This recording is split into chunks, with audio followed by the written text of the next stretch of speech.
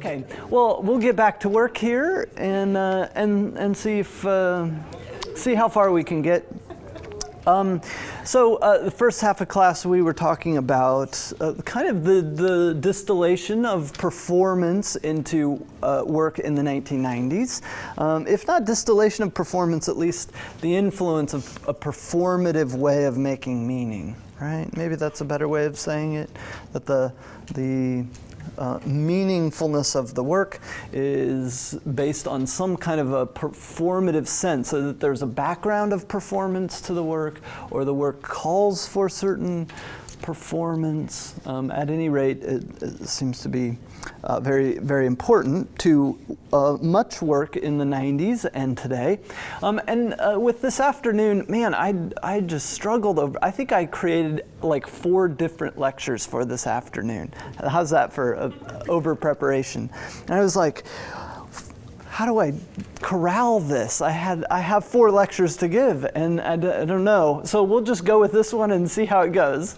But I think what I want to do this afternoon is to continue the train of thought we've been having from this morning, but start to point out and talk about the way that this work that we've been looking at and that we'll continue to look at has one of its primary preoccupations, the human condition.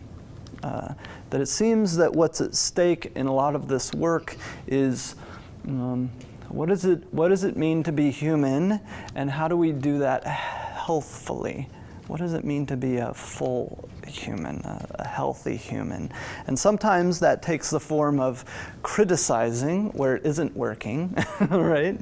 Like, for instance, I think we see with Janine Anthony a kind of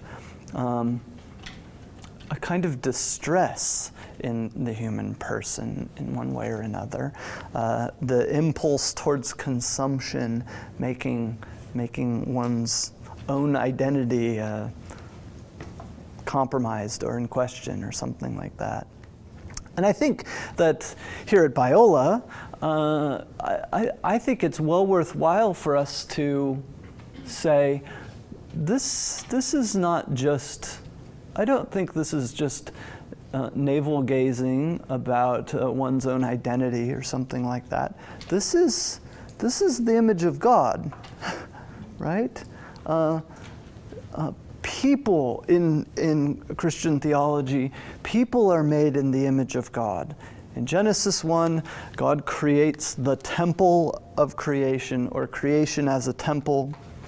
And he creates this temple, and in it, over against the theologies of the Middle East and Egypt and so on, Babylon, that Israel is in relation to during the writing of the Pentateuch.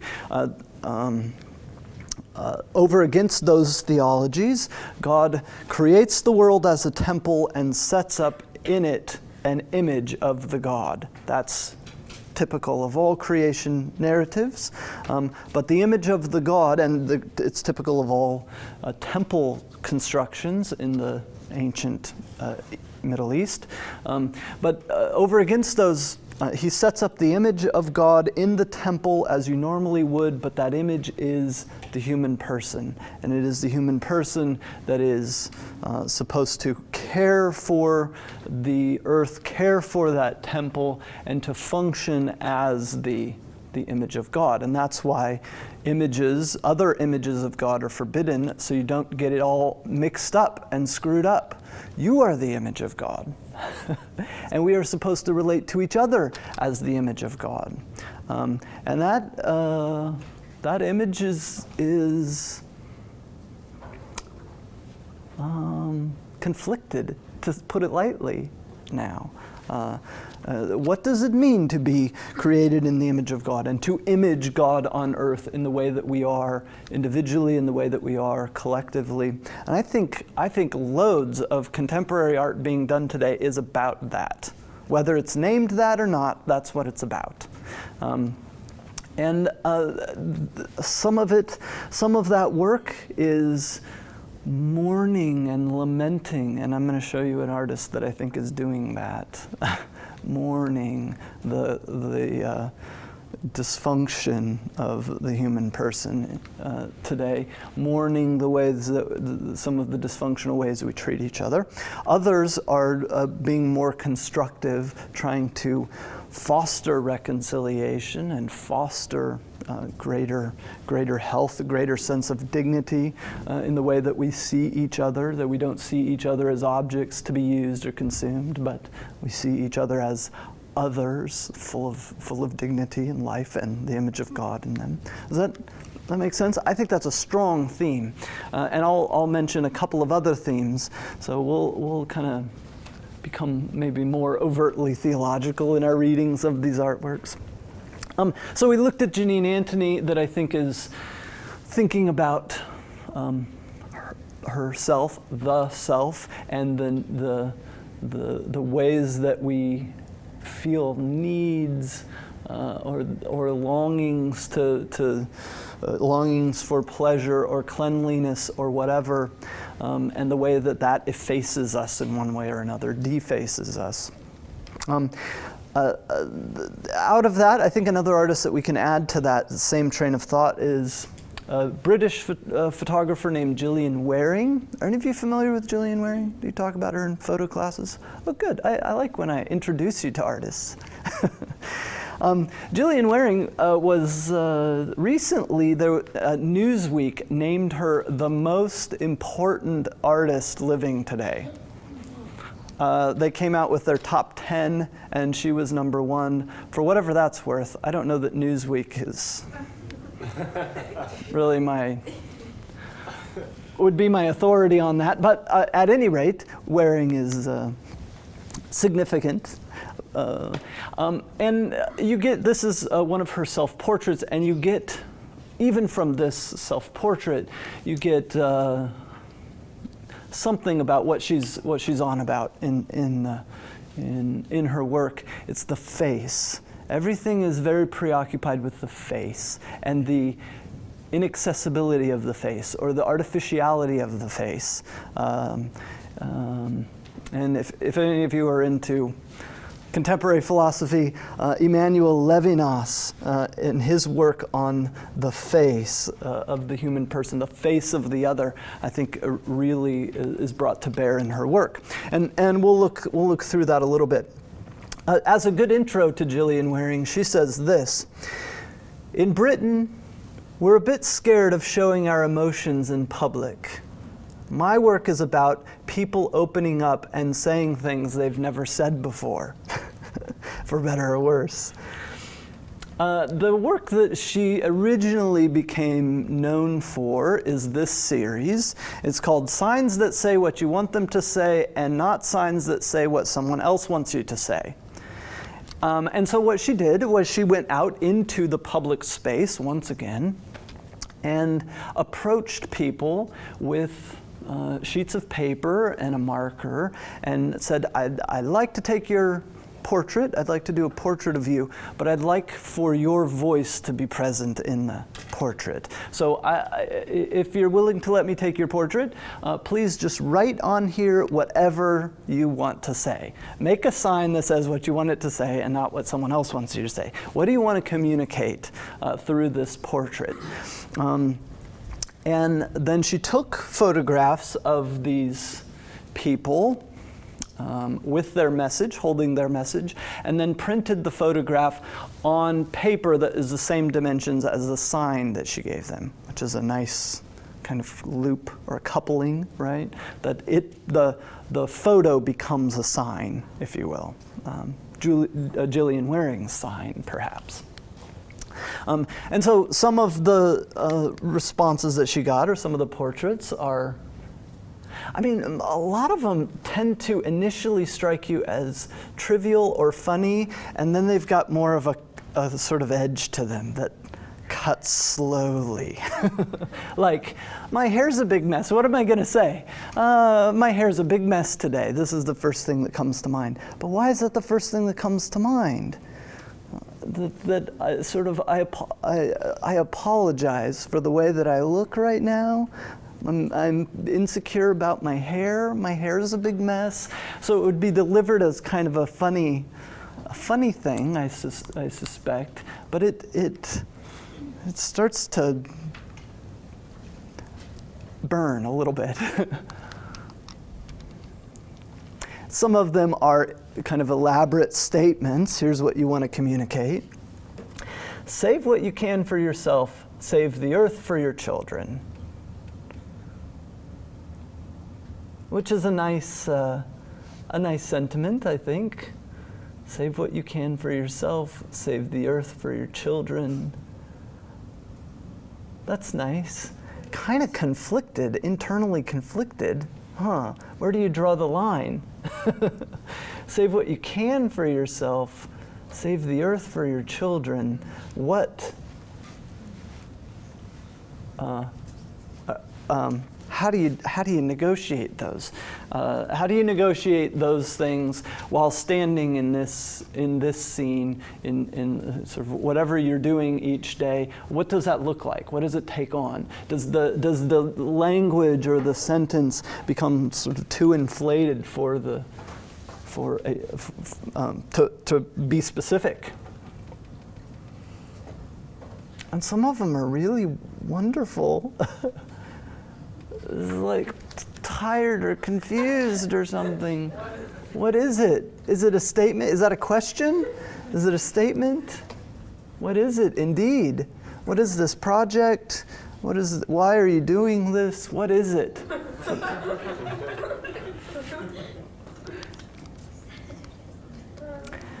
And I think this is another one that I think was intended as a maybe lighthearted. You know, that there's some sort of context for this statement. I'm desperate, like as though he had just, I don't know what, had a breakup or an argument, or this is his way of saying he just can't find the right lady or man or whatever.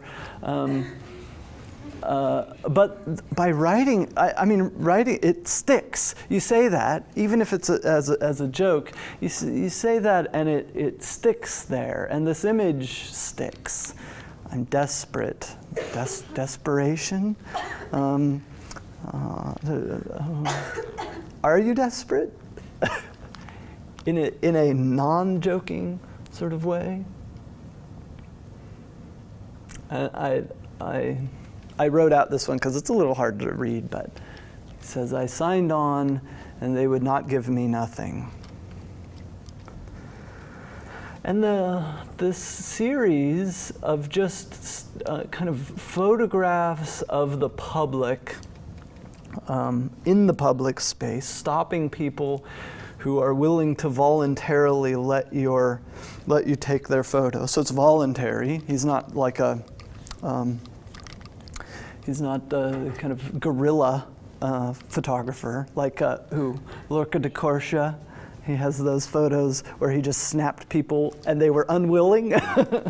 He did these sort of elaborate photos. Maybe I should have put one of those in here. These portraits, but it's of people who are unsuspecting. Here, it's voluntary. People volunteer their image and volunteer their statement, and Wearing just makes space for them and uses her photography, her exhibitions, to amplify the voices of people who voluntarily will offer their images and offer their voices. And what comes through there so often is sort of heartbreaking and depressing images of people struggling or conflicted in one way or another. They would not give me nothing. Which is sort of an interesting double negative there.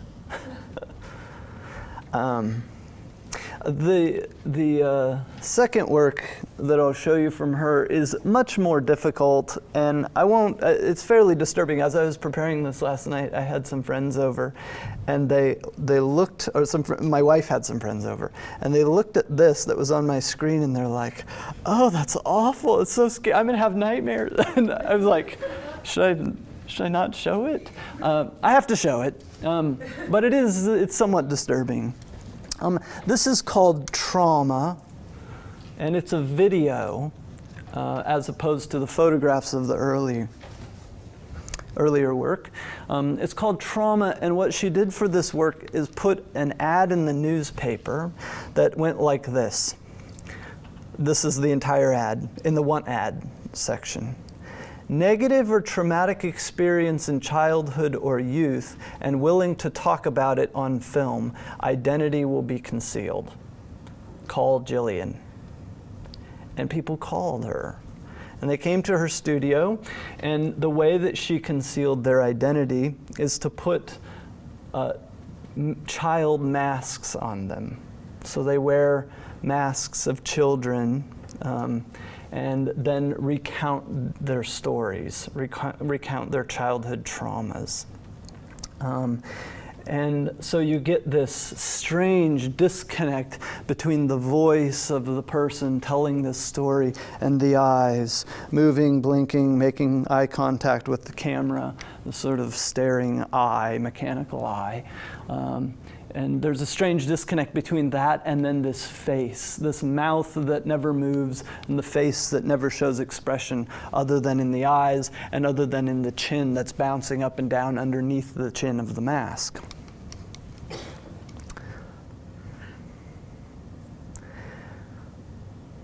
And this is what Wearing says about this. Each of the masks is of an adolescent face, and I wanted the masks to transport you back to this defining moment in the wearers' lives, to a time when you wouldn't have been able to see the signs yet on their faces, when they wouldn't yet have been marked by what had happened to them. So you have typically older people for whom the scars are deep and old, that a lot of time has lapsed, who do show the signs of wounding in their lives and in their stories, and they have these faces that are unwounded, unmarked, that are still youthful, and it's just such a disturbing combination that I think, I mean, this is one of those works that is simultaneously disturbing and makes you feel for another person more powerfully than most artwork does, right? That this is, by somehow totally disrupting the face that we encounter on the person, in some way we come to see the face of the other really strongly, clearly. This is another, and it's a hurt other. It's a wounded other person that tells the story primarily because they'll be masked and because their identity will be concealed, that somehow that provides enough safety for them to reveal their faces. And the stories, I mean, I hesitate to go into the stories and recount some of what they say because they're traumatic. I mean, some of them are kind of interspersed with some lightheartedness and whatever, but some of them are just heartbreaking. This is an older woman who says this: "I'm not particularly social. There's nothing to like about me." And she stares like this at the camera the entire time. There's no kind of breaking eye contact. Those eyes staring out at you. There's nothing to like about me. And she recounts how in school she was referred to as the big fat thing. As she's recounting that, the eyes, these sort of unblinking eyes, start watering up and sort of turning red. And it brings you in contact with sort of all of these people, all of this trauma under the surface, behind the faces of people around us, people that perhaps we work with or buy our groceries from, or who cut us off in traffic or what have you. And sometimes there are specific disjunctures between the gender of the mask and the person, or the race of the mask and the person. This one, this lady describes her father beating her like a punching bag, and she asks, "What did I do to deserve that?" They just, oh.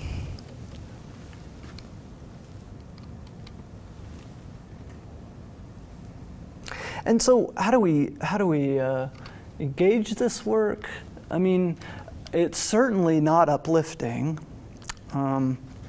And it's probably not even really healing of a trauma, right? I mean, yeah, they get to look at it, or I mean, they get to talk about it and vocalize, but do so in an anonymous way. I mean, it's not even, they're not even confessing to anyone, just a camera, maybe the artist. It becomes so general, generic. Somehow they're interested in a public confession, but it's not really public, and they're not confessing to anyone. I don't know that it's healing so much for them, and it's probably not healing for us. If anything, it's sort of traumatizing to watch this. To watch most of Jillian Wearing's work is somewhat traumatizing, not in a way that's kind of oriented around spectacle or kind of, trauma for the sake of trauma, but it's traumatic in the sense that these hurting, wounded, traumatic lives are traumatized lives are opened up to you through this cold television screen and cold video camera, and that somehow that's a safe place or something. That coldness is where that takes place. The whole thing just becomes really problematic and difficult. I don't know that it fosters reconciliation or healing, but to the extent that it operates just as a very human cry from people in our society or in British society, in Western society at any rate, is I think the kind of lament for the broken image of God in people, and that probably is worth doing, even if it comes across as thoroughly human. It's probably worth doing in one way or another. Any responses to this? Anyone want to offer a reading, interpretation, another train of thought about it? I think it's interesting. Like you were saying, it's probably not a confession, or it's not like you're confessing to anybody removing the mask, and like the whole thing is your identity is concealed. But at the same time, like these people contacted her on the basis of probably the anonymity. Yeah. And I feel like for people who have been deeply affected by traumatic experiences, often something like this is the only way in which they're able to share it, is through oh my gosh, I can't say it, anonymity. And so, I mean, it is, I probably wouldn't go as far as to say that anonymity is redemptive or anything, but it is a medium in which they're given a chance to express themselves, in which, like, I don't know, I just feel like the fact that, like, these people contacted her shows that they needed to talk about it. Yeah. But also the fact that it was explicit that it was going to be anonymous. Yeah. Like, there is safety in that. Yeah. So it is a confession, but it's I don't know, it's still safe. Yeah. Which I feel like speaks to the traumatic experience as well, like how they interact with the world. Like they only feel safe, covered. Which is interesting. Yeah. That's nice. They were given a voice, and that voice was able to speak because they were also given a face, a different face. Yeah. Just like with someone like the lady who you're talking about, like, no, there's nothing to like about me. Like, it's probably, it's just so sad. But like someone who feels that way about themselves probably wouldn't have the confidence unless they were given another Sure. to be able to share that. Yeah, sure. So. Yeah. It also, this just draws attention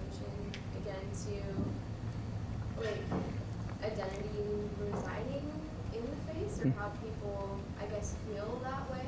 How when you are given a different face or a mask, then it accounts for the whole rest of your person, you know? Or at least the public aspect of who you are as a person. Yeah.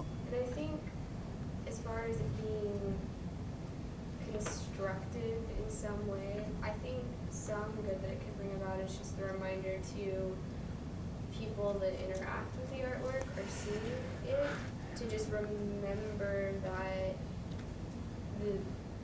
when you see people's faces, sometimes you're seeing a mask they want to hide behind, or they would be this person if the opportunity was provided. And I guess just thinking about just thinking about all of that with people that you actually interact with, I think that this can make you more compassionate and slow down and less quick. Because I think people are often really quick to build themselves up by tearing other people down. And I think some of that is because you forget how fragile not only you are, but everyone often is. And so I just think sensitivity to That's that nice. can come through. Yeah. Sort of. Yeah, that's nice. It certainly fosters sensitivity, huh? I mean, for as long as you can keep it in mind and remember it, we're forgetful. But going away from this class probably should change the way that you look at the face of the person who's checking you out. Not checking you out. I'm full of, well, look at them too. Look at them and smile, I don't know. But the person who's checking out your groceries at the grocery store, or at your waiter or something like that. The people, the faces that surround you on a given day that are as you nicely said, fragile faces. Well, and like you were saying, like it's like, I guess because of the mask, like you don't know, like because you don't know who these people are. Like they could be anybody. They could be that person. Yeah. They could be just like an old family friend. They could be anybody. Yeah. Like they be people who conceal these stories. Yeah.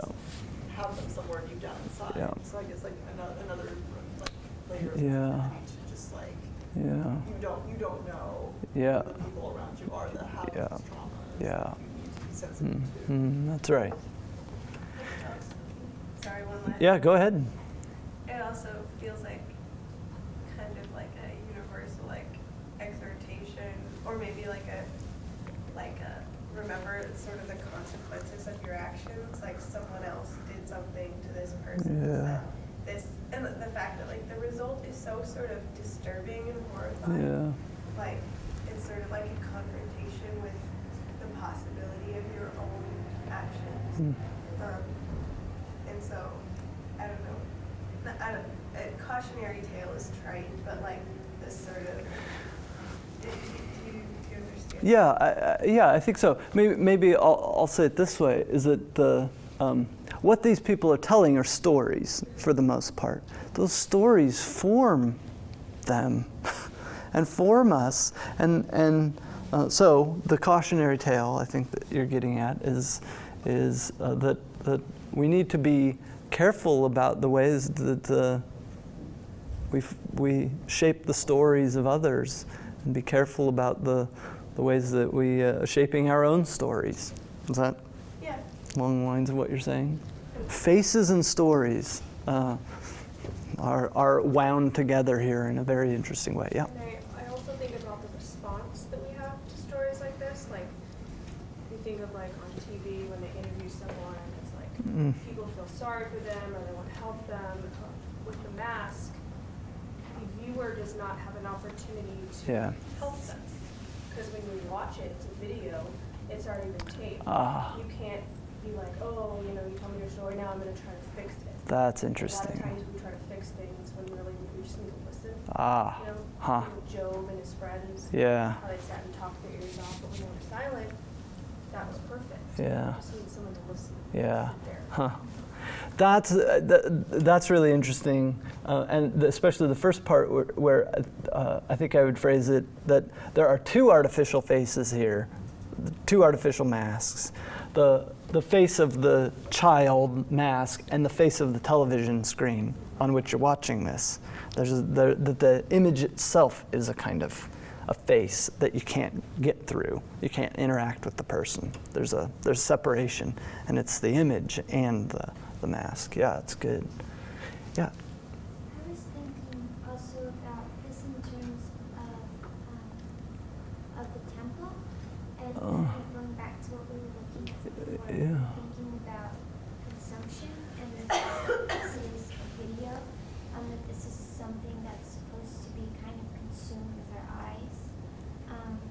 I don't know, just kind of thinking along those lines and how this relates. It's really interesting and pretty disturbing, actually. Yeah. Agreed. Yeah. Good. One more work from Jillian Wearing that we can look at. And there are obviously lots more. You can look into her further. But this is a video called 2 into 1. And if you go on YouTube, I think they'll have, or Vimeo or something, they'll have most of this video, or at least a good portion of it. And what she did was she took a single mom and her 2 kids, and she interviewed them separately. So the mom on one hand and then the boys on the other hand, and asked them to kind of talk about, like for the kids, to talk about their mom. What are her virtues and her vices, I think was the question that was asked. And she did the same with the mom. And then what the video consists of are, here it cuts back and forth. It's the 2 boys lip syncing their mother's words about them. So she's talking, it's her voice, and they are mouthing her words. And then it clips, it edits to the mother, and she is mouthing the words of the 2 boys about her. So it's taking on and mouthing the assessment of the other people, right?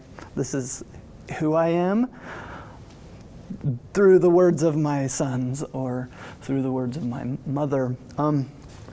And it also is a fairly heartbreaking video because they're taking on these criticisms. I mean, there's obviously a lot of strain in this family.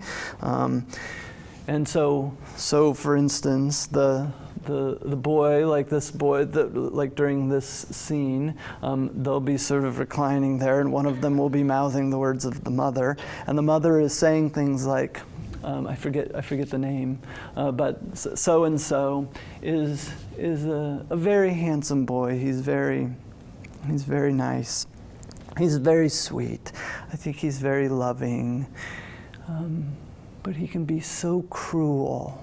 He can be so cruel to me and to the people around him. But he's a very beautiful boy. He's a sweet boy. It's like, wow, sandwiching that critique between compliments, I guess. And then it will clip to the mother, and the mother has her son's voices in her mouth, and she's talking about how she's mouthing the words of how, mom is she's great in a lot of these ways, but she's awfully frumpy, and she does this and this that drives me nuts, but it's the mother who's mouthing those words. And I think here, if it's this exchange of faces and voices once again, it's kind of having someone else, the other people in your life, speaking for who you are and your virtues and your vices. And to a great extent, that is what happens. We do form each other, name each other. I mean, from the beginning of Genesis, Humans are given the task of naming the animals, defining them, and naming each other. Defining them, identifying them, naming their virtues and their vices, so to speak. Our identities, who we are wound up in our relationships with the people around us, particularly the people that are closest to us. Actually, if you want to see that video, we won't play it now, but if you want to stay after just a bit, I'll just put it on the screen. It'd be nice if I showed it now, but I don't have it loaded, so we'll do it afterwards if you want to see that. Because you kind of have to, I mean, you got my rendition of it, but you kind of have to hear it from them, huh? And get the effect of them speaking each other's words. Okay, good. So that's Jillian Wearing. I think one of the most powerful examples of an artist, I think, identifying pretty pointedly and I think to some extent mourning the negative ways that we treat each other and that we define each other, identify each other. I think it is constructive in the sense that it makes us more sensitive to the way we shape others, treat others. It makes us more sensitive to each other. I think that's a deeply Christian way to make art. Whatever she believes, I think it's a deeply Christian way to make art. To see the other and to see the image of God in another, even if it's a fallen, broken image. A couple other ways I want to explore some of these questions. I think there's a lot of issues in contemporary art about the human person and their dignity, the image of God in them. But in addition to that, I think there are a lot of really wonderful questions or wrestling with religious belief, the need to believe in something greater, something beyond yourself, if you will. And the social ways that a body of people, a group of people holds their beliefs. We talked about Elise's Fabiola in the first half of class, which I don't think it's any coincidence that it's a religious image that he chooses. That he chooses a saint, a Roman saint, and these are images modeled and trying to image this saint whose life was, at least eventually, devoted to imaging Jesus, imaging her Savior. She's shaping her life to image another, and these images are shaped to image her, and there's this kind of train or history, the proliferation of images pointing somewhere, and ultimately pointing back to God, and pointing back to, I think, a fully human life. What is a fully human life? One that is lived in service of others, one that is lived loving God with all yourself and loving the other as yourself, loving your neighbor as yourself. And that is imaged in various ways, with various capacities, with various abilities in these paintings, these handmade images of Fabiola that is made in Fabiola herself is imaging with various abilities and various frameworks and various ideas, imaging a fully human life, trying to image a fully human life, of loving God with self and loving others as yourself. And I think if we look at Elise's work, there's a pretty strong religious undercurrent to his work. We see it here, I think, in his choosing this image in particular. But I think it runs through a lot of his work. Religious, social, political situations all wound up together, much like most of our lives are. This is his work called Green Line, The Green Line. And once again, he gives you a parenthetical explanation or alternate title, sometimes doing something poetic, can become political, and sometimes doing something political can become poetic. That's nice. This work is called The Green Line because he is walking the Green Line, which is the border that separated in 1949, the 1949 armistice agreements that defines Israel, right? In 48, I thought it was 48, I have in my notes 49, but 48 or 49, defining the boundaries of Israel as distinct from Jordan, as distinct from Egypt, and so on. That has been a highly contested border ever since, as you know. That border was invaded almost immediately after the signing of these agreements and has been a space of conflict ever since. And what Francis Elise does is walks the entire length of the Green Line with punctured cans of green paint, dripping green paint all the way along his walk. Marking the Green Line, this political space, marking it as this sort of fragile line drawing, right? It's a line drawing that he makes while he walks, and it becomes a fragile thing. So you see the course of the Green Line moving across the country. He says this about his walks. He does a lot of walks as work. We've seen him pushing a block of ice. He says this: I attempt to keep the walk simple so that the action can be told as a story, like the story of the man who always walks backwards, or the man who continually sweeps away his shadow, which are other demonstrations he's done. In this case, it's a very simple, it can be told as a simple story, the man who draws the green line, or who redraws the green line by walking it. Identifying this border as being a fragile, maybe somewhat arbitrary is what he's saying, but at least a fragile line. And he draws our attention to these borders, these boundaries over and over again in his work, the ways that we separate from each other, whether that is a good thing or not, I don't know. He at least points us to those separations. He did a number of walks that he calls railings, where he has a drumstick and he walks courses through cities, like in London or wherever. He walks and pulls the drumstick along every fence that he can come into. Anything that acts as a boundary marker, as a fence, a wall, the drumstick goes along it. And so as he's walking, he's playing music, he's playing rhythm.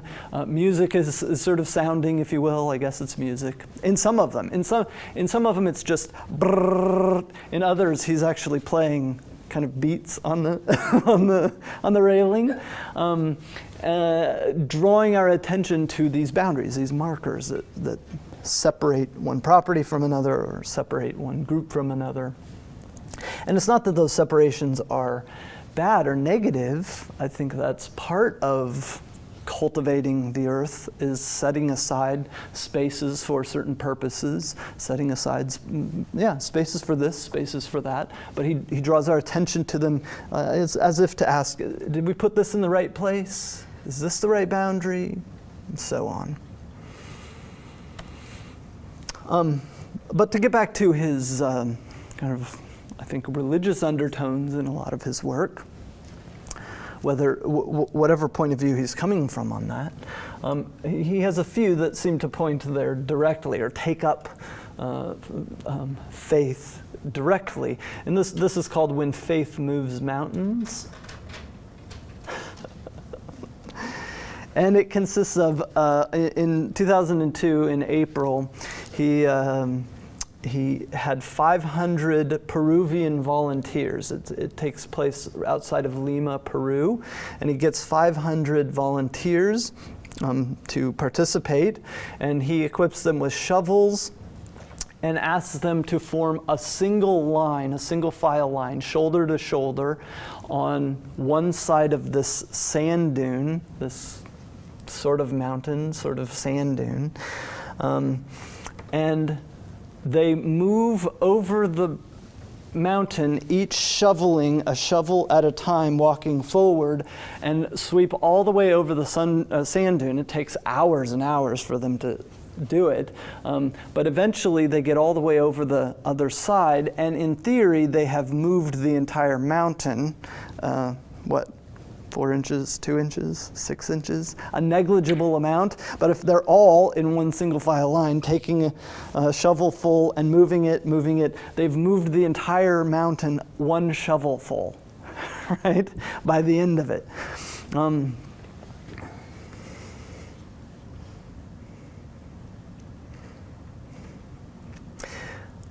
When faith moves mountains, what's the faith that's operating here? Is this a sincere title, or is it ironic? What sort of faith is operating here? Elise is going to say this. He says this in a book about this work. It was a response, this work was a response to a desperate situation, calling for an epical response, calling for a beautiful gesture, at once futile and heroic, absurd and urgent. So what's the faith that's involved here, and what is this desperate situation that he's calling for?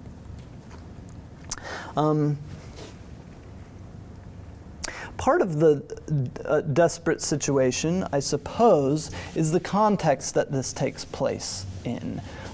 It takes place, again, on the outskirts of Lima in an extremely poor area.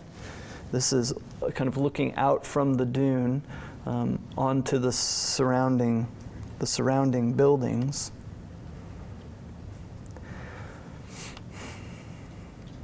And many of the buildings and the place that this takes place near and in front of perhaps is in a desperate situation, as Elise refers to. A kind of desperate economic situation, or a desperate, maybe even familial, relational situation. That it's a difficult life that I think marks much of the space around this dune. So perhaps that's the desperate situation of sorts. So what is the faith that he's referring to? When faith moves mountains, what sense do you make of that?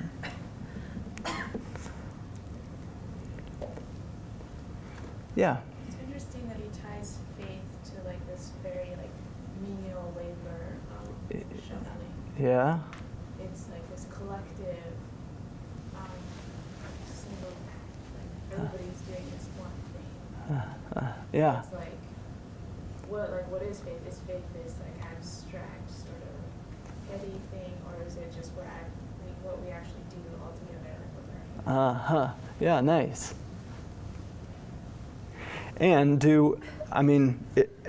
I suppose if it was only Elise out here shoveling all the way over the dune, I don't know that he could even call it moving the mountain, maybe, sort of. But there's something about the collection of people doing menial, minute tasks together that adds up to the movement of a mountain.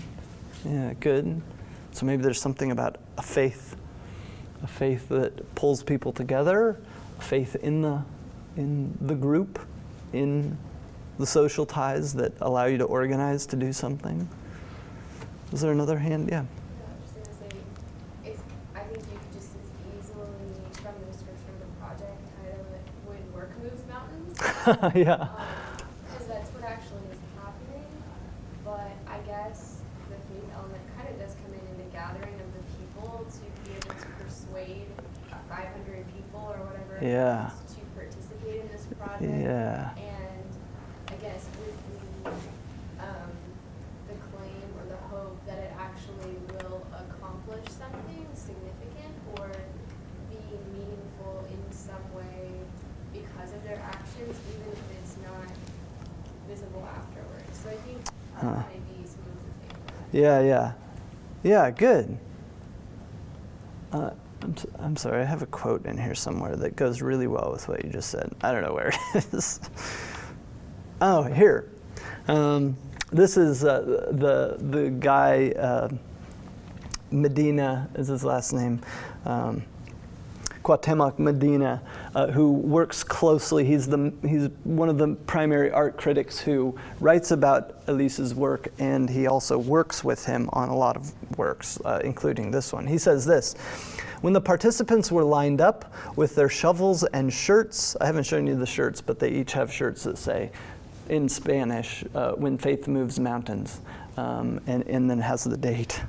When the participants were lined up with their shovels and shirts in front of the dune, that is to say, when they hadn't yet moved a grain of sand, the miracle was already accomplished.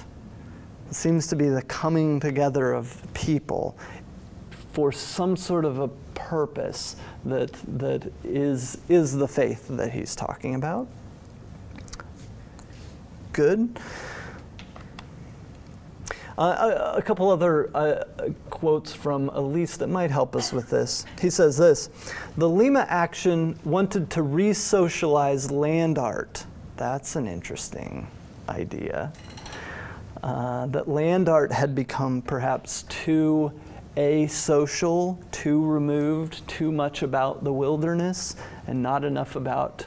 And so, since it's the wilderness, it's the individual that goes out to the wilderness.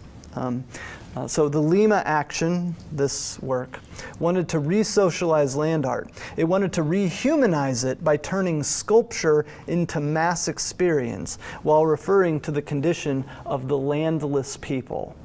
So that desperate situation he was talking about is a kind of landless people organizing to move a mountain, to move land. And so he calls it, Elise refers to it as a minimal but real geological displacement. The mountain really did move. So you have these kind of, I guess, religious undertones to a lot of the work, faith moving mountains, but it seems to be a faith that has been repositioned or resituated, right? A faith in your fellow human being, a faith that change is possible, or that from your peripheral marginal place on the outskirts of Lima, for instance, that there's still some meaningful action that can be done here, even if it's minimal and seemingly futile. That ability to pull people together to do something like this, to move a mountain, is perhaps what you can place your faith in to reconcile those people, or to, change things for the better. Seems to be that.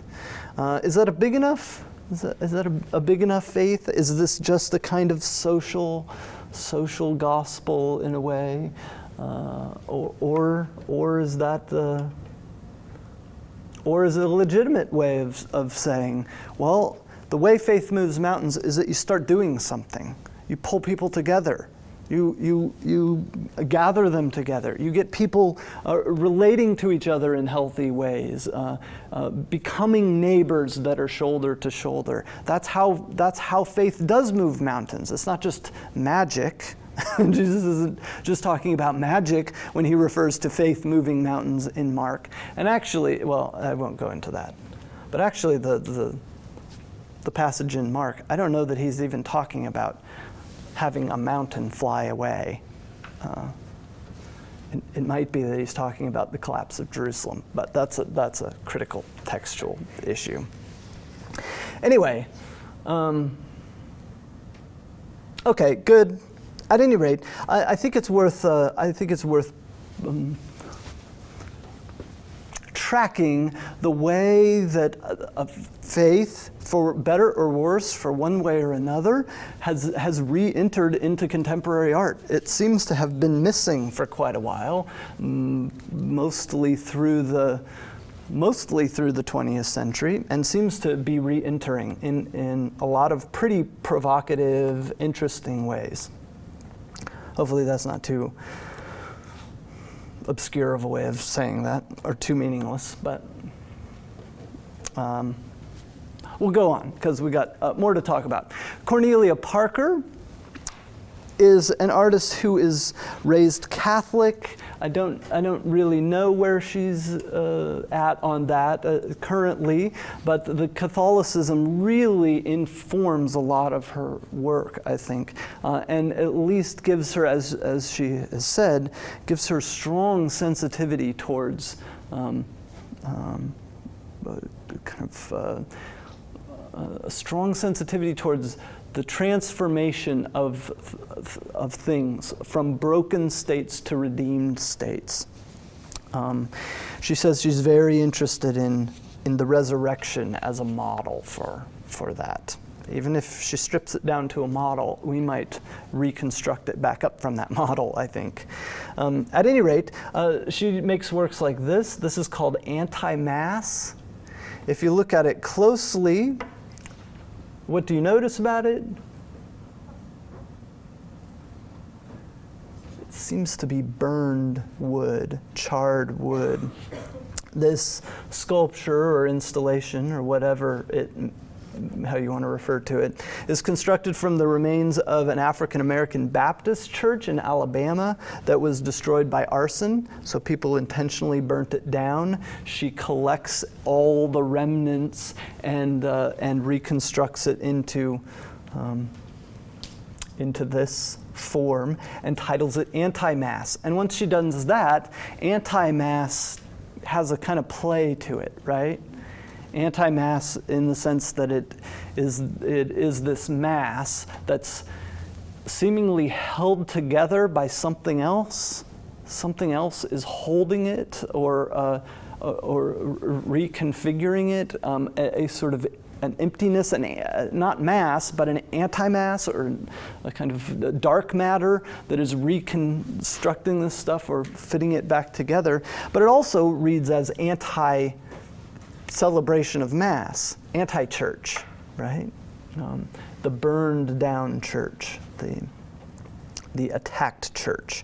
So you get this kind of double meaning of Mass in the work that I suppose you could say kind of mimics a minimalist cube again. We get another cube, but it's a cube made up of the debris of a social interaction, a violent, terrible social interaction, but it's not, the materials are loaded in a similar way to Antony with chocolate or lard or something like that. They're not removed. You can't just sort of contemplate them in a disinterested way.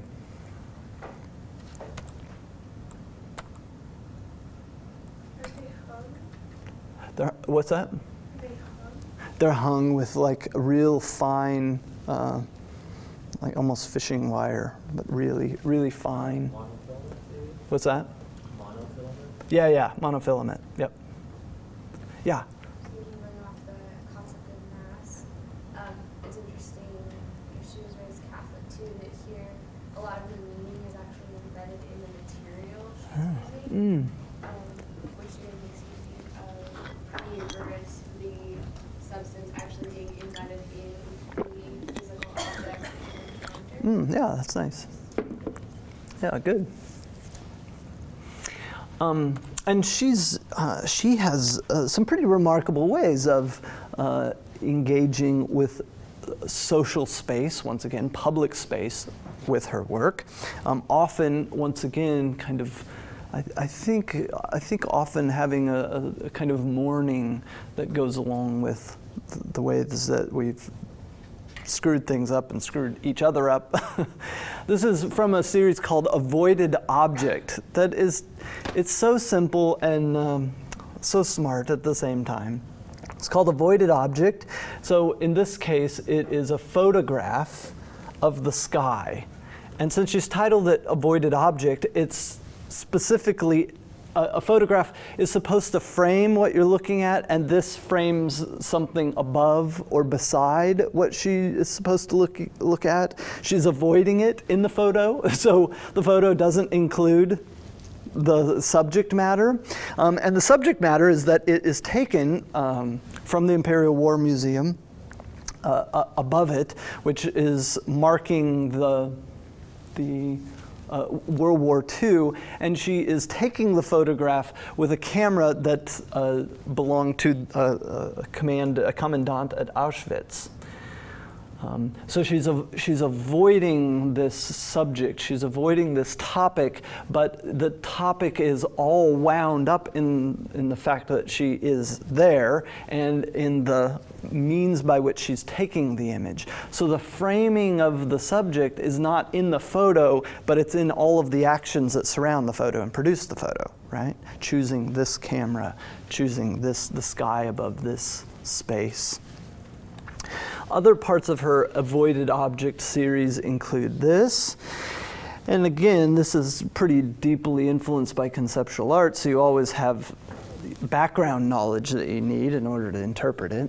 But these are all objects that she has excavated from Dusseldorf, I believe outside of the concentration camp, maybe in the concentration camp. With a metal detector, and then she suspends these objects to the depth in which they were discovered. So it's not that they were discovered this tightly together, but that she has marked the depth in relation to each other and then brought them together into this field. And so you get all of these artifacts, all these things left over from this sort of awful history, this awful place that is a way of marking the thing, but also sort of avoiding it, missing the point, concentrating on something else, concentrating on something peripheral, maybe, and maybe understanding that thing and that place by some of these peripheral objects.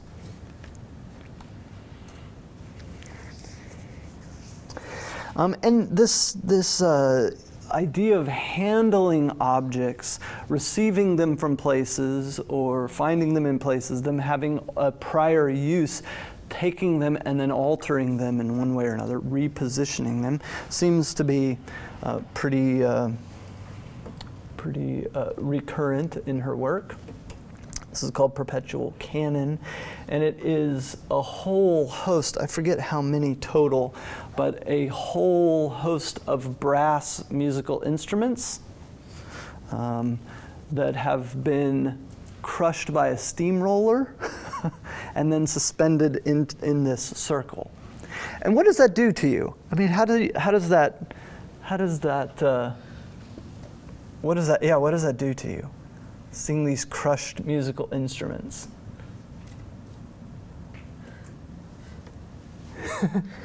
Yeah, I think you're right. Were you intending that? Yeah. Sort of a breathlessness. Yeah. Like these are musical instruments. They're made to sing, they're made to sound, and they're made to sound together. And by collapsing in this way, the voice is crushed. And almost the lungs get crushed. They feel it's hard to breathe around them. Yeah, I think that's right. Anything else about this that you want to say? I mean, are these crushed? Are these stand-ins for people? Is this a kind of orchestra, a symphony? Is this a memorial in one way or another of collapsed voices, crushed music? Yeah. Kind of goes back to what you were saying about Immanuel Kant, taking like art, this thing that's like something that's useful and then making it completely useless. Just to meditate on it. Yeah, and this has done that, huh? Yeah, certainly. Also the fact that they're placed in a circle and then the shadows are projected on the wall. It procession, like Yeah. like almost like a funeral march or Yeah. I don't know, like like you're saying, memorial is sort of commemorative. Uh-huh. Yeah. Yeah. It's sort of ghostly too, because Yeah. instruments, like, they're made to be heard, but they can't be heard without the interaction. Like, they depend on a human being to be sounded. Yeah. And so the fact that not only have they been robbed of their function, but of the thing that makes them function, like they're sort of marching along in this circle, but absent of their purpose, and I mean without their function and without what gives them the voice. Yeah. So it's like, I don't know, it's really tragic. Yeah, yeah. Seems like it. And there's something, you mentioned the shadows. I mean, typically we think of the form, or the objects as having form and the shadows as being flattened. In this case, you get a kind of double flattening. The flattened objects project flattened shadows. Yeah. Yeah. Yeah. I'm curious to see how this kind of plays into her Catholic background, because just looking at these instruments, they're essentially murdered by their creator. Yeah. So, how does that play into how Yeah. Catholicism has influenced her? Yeah, sure. Yeah, sure. Whether there's a kind of, it's not just people who are screwing each other up, but it's God who's screwing people up or something. Yeah.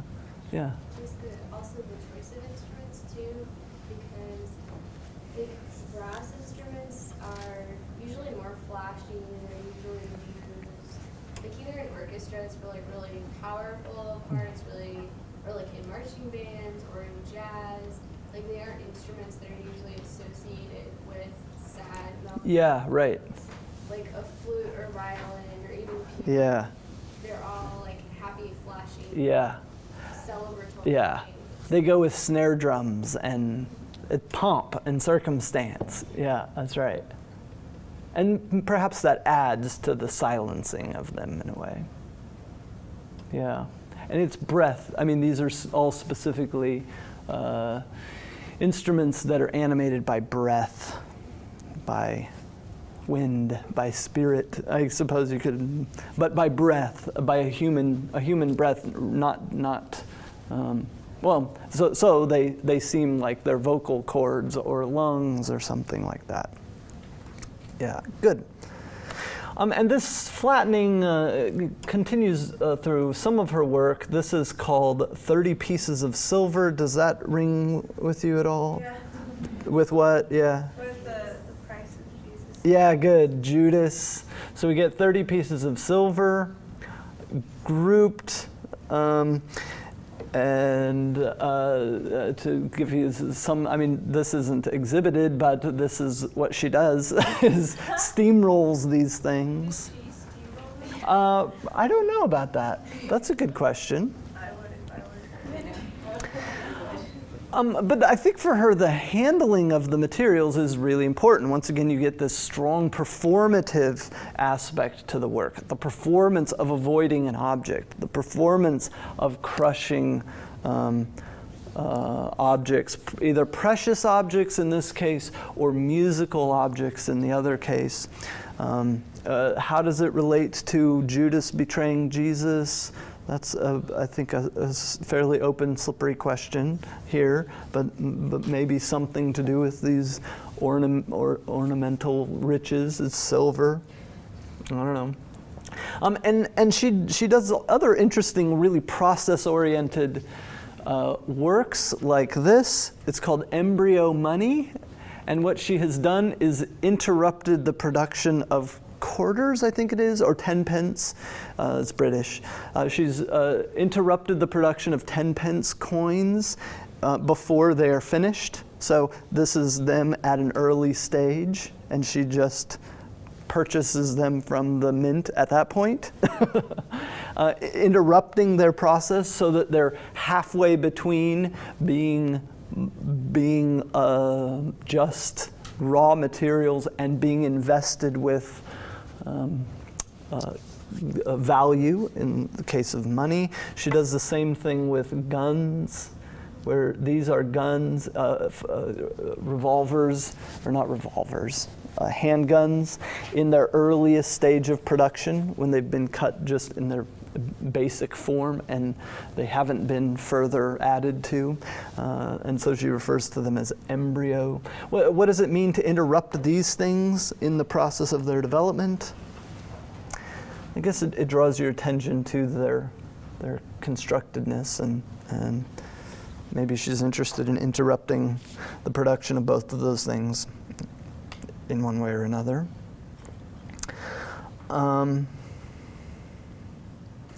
Well, where do we go from here?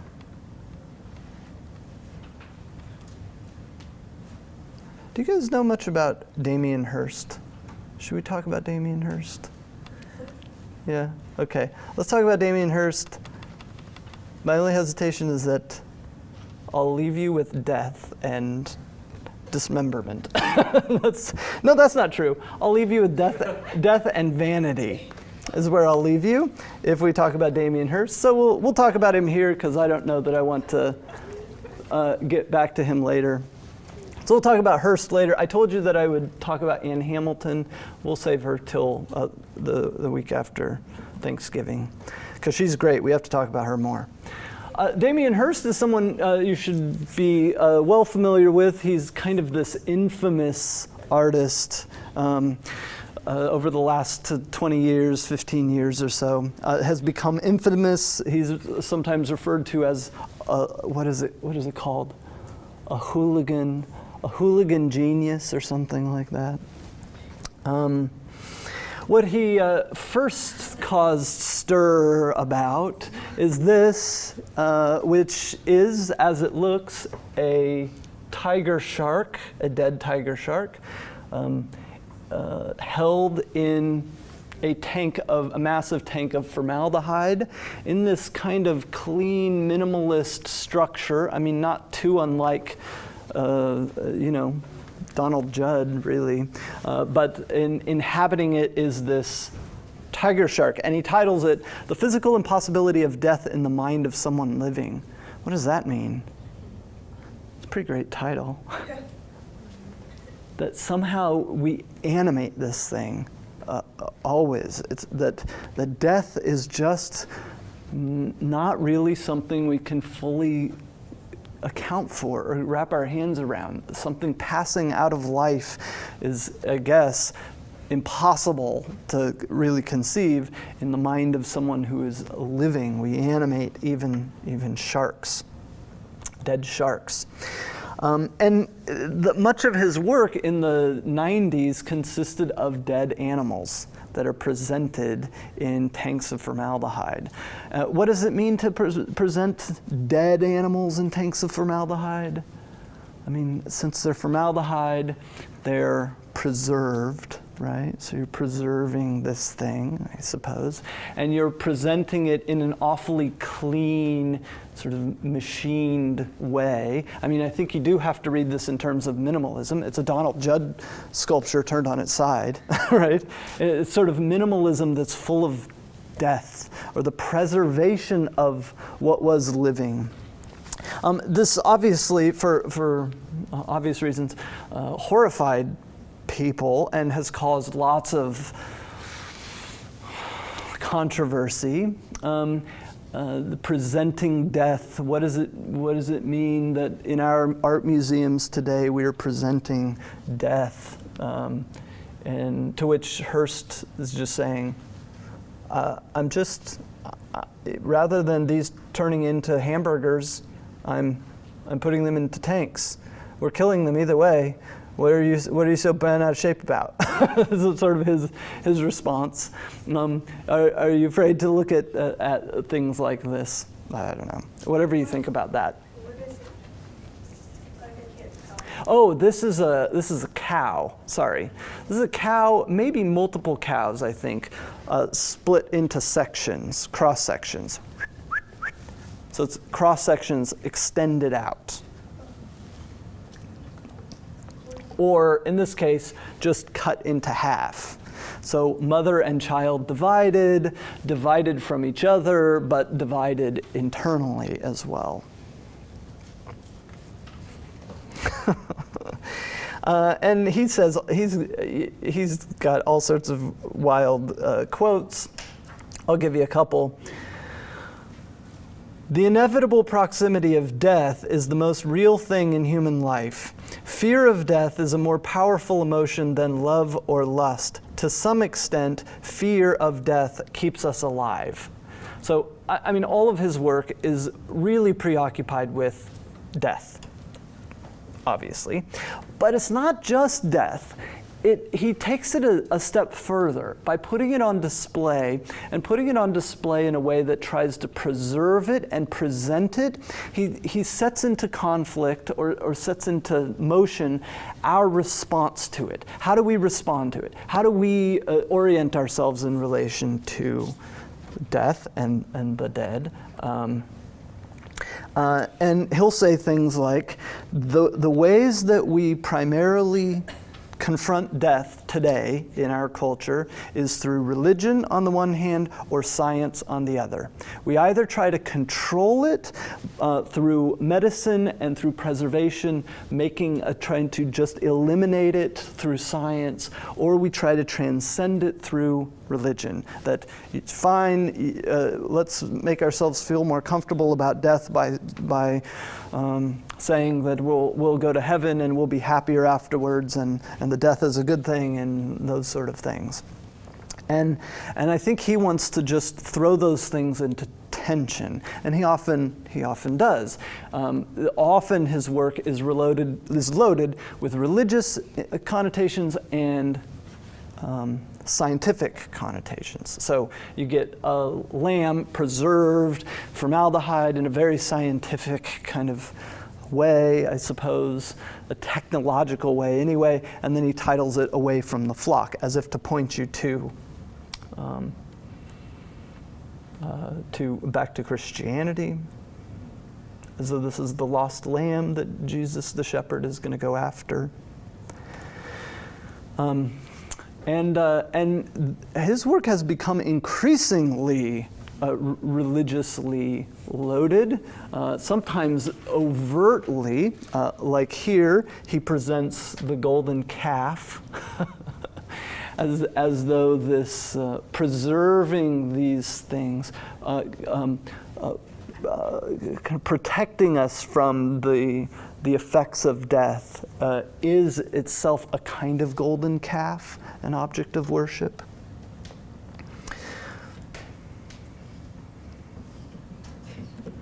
This one is called Hymn, which is clever, because hymn refers to a song, as though this is a worshipful song, a kind of understand yourself. Understand man is a sort of scientific hymn, but it's also hymn as in the man. Hymn. And Hirst says, once you dismiss religion, then man is condemned to solving the agonizing riddle of his existence. I mean, Hirst is he's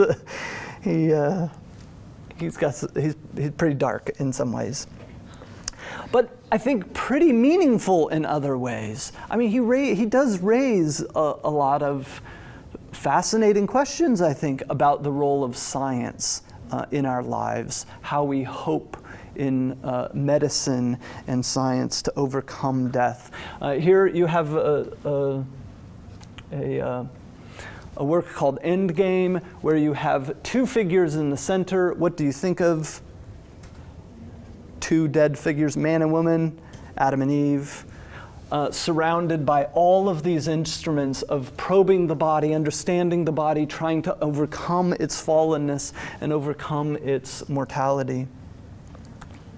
He also makes paintings. I don't know how much of these he actually makes himself, but he releases paintings with his name on it, on them, in which he kind of maybe is too illustrative, but illustrates, I think his criticism of science is that it doesn't explain the human being. The hymn, that massive monument to the human person, the anatomy of the human person, seems to leave out the human person, as does I think all of our reductions of the human person to brain and biology.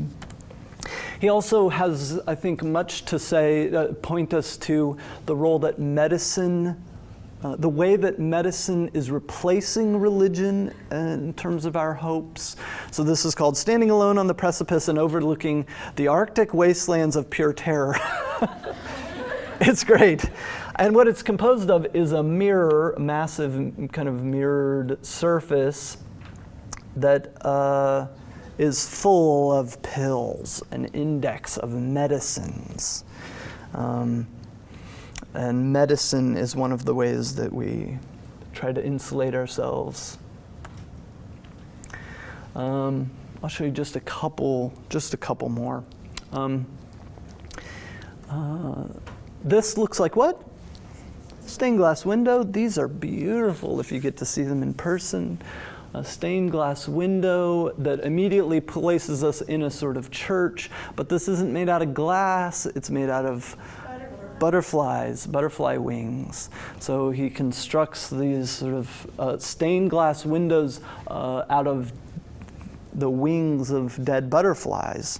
And that death, sort of transcendence, is just important to a lot of these works. I think by choosing butterflies specifically, has even more Christian language in the sense that butterflies traditionally have been symbols of resurrection. They die in the form of a cocoon, and then they raise with more glorious bodies.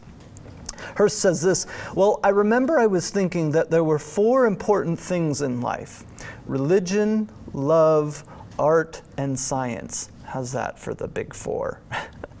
At their best, they're just tools to help you find a path through the darkness. None of them really work that well, but they help. I think Hirst needs some more thoughtful engagement from us. I don't think that dismissing him out of hand is the right path. I think these actually provide quite a bit of room for critiquing him or talking about what he wants to talk about. I'll leave you with this. This is a good note to leave you with. His most audacious work by far is this. It's called For the Love of God. And that title comes from him telling his mother his next big idea for making an artwork, which is to turn a human skull into a fully diamond-encrusted platinum skull, to which his mother responded, "Oh, for the love of God, Damien." But that title rings with more there than just his mother's kind of quip. The skull is covered with 8,600 flawless diamonds, which is 3 times the number on the crown of the Queen of England. It is worth more than $100 million. And it is the skull of I think an 18th century kind of adolescent boy that has been cast, the teeth removed, so it's been recast in platinum and inset with diamonds, and then the teeth removed from the original and placed into the skull here. I got to see this in Italy last year. And you walk in and it's all very, very controlled, right? There was no one in line, but you have to stand in line. They let 12 people in at a time and you get 3 minutes to look at it. And it's on display with armed guards and a black room with 4 lights, and the thing is just like gleaming. I mean, these are flawless diamonds. There are pure like green and red and blues coming off of it. It's remarkable. Like, wow. And so you walk around the thing and you're like, this is amazing. I mean, it really is amazing. And then you realized you've been taken in. I mean, he got me right? This, I'm sort of awed at the most expensive piece of jewelry ever created that is a human skull. I mean, it is a human skull. I am looking at the mortality and the fallenness and the death of the human being, the fallen image of God on earth. And I think to that extent, whatever he believes about religion and science and what art and love, those four ways of dealing with life, I think he's bringing up the right ones, and he's probably bringing up the right questions, and he's probably pointing out some of our real vanities, our vain uses of science. Science is a good thing and a gift from God, and we shouldn't sort of dismiss it as being just us trying to control the world. But in a lot of ways, there are plenty of vanities that preoccupy us in science. There are plenty of vanities that preoccupy us in art. There are plenty of vanities that preoccupy us in religion. A lot of what he has to say about religion is probably right. Our whole kind of preoccupation with going to heaven when you die, I don't know that that's really the message of the gospel. The message of the gospel is that God has created creation and is redeeming creation and redeeming the human person, and this is a tragedy. Pulling the escape hatch is not the gospel. Pulling the ripcord or whatever, the eject seat, whatever it is. Separating the soul from the body is not the message of the gospel, but redeeming it. And I think Hirst is probably similar to Warhol, a contemporary vanitas artist. He's good at pointing out vanitas, maybe not so good at offering constructive alternatives. That is probably your job. Ingest Hirst, understand his vanitas statements, and produce alternatives, right? Make art, make ambitious art. Maybe not. Maybe not $100 million worth, but okay.